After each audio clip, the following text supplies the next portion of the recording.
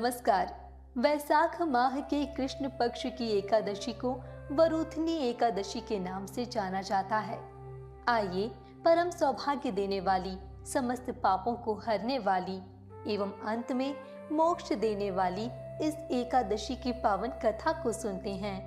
प्राचीन काल में नर्मदा नदी के किनारे बसे राज्य में मंधाता नामक एक राजा रहा करते थे। वह अत्यंत धार्मिक आचरण वाले, दानशील एवं महातपस्वी थे। एक समय वह जंगल में कठिन तपस्या कर रहे थे। तभी वहां एक जंगली भालू आया और राजा का पैर चबाने लगा। लेकिन राजा अपनी तपस्या में लीन रहे। कुछ ही देर में वह भालू राजा के पैर को चबाते हुए उन्हें घसीटकर जंगल के बेहद घने इलाके में ले गया। तब तक भालू के इस हमले से राजा की तपस्या टूट चुकी थी। लेकिन इस सब के बाद भी राजा ने समझदारी से काम लेते हुए हिंसा न करके भगवान विष्णु से सहायता के लिए प्रार्थना की। उसी समय अपने भक्त की पुकार सुनकर भगवान श्री हरि विष्णु प्रकट हुए और उन्होंने अपने सुदर्शन चक्र से उस भालू का वध कर दिया। हालांकि राजा का एक पैर भालू ने पूरी तरह से चबा लिया था। इससे राजा बहुत दर्द में थे।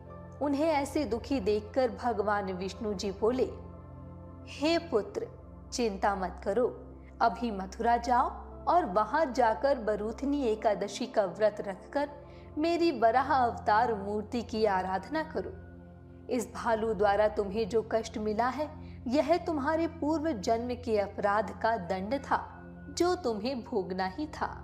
इसके बाद भगवान हरि की आज्ञा अनुसार राजा मंधाता ने मथुरा जाकर पूरी निष्ठा के साथ वरूथनी एकादशी का व्रत किया, जिसके प्रभाव से राजा का क्षतिग्रस्त शरीर फिर से सुंदर और संपूर्ण अंगों वाला बन गया।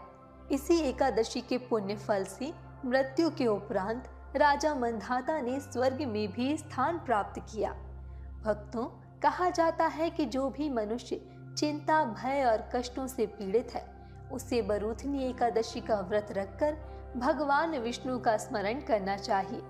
इस अद्भुत व्रत को करने से कठिन समय में भी मनुष्य का धैर्य बना रहता है, साथ ही उन्हें समस्त पापों से मुक्त होकर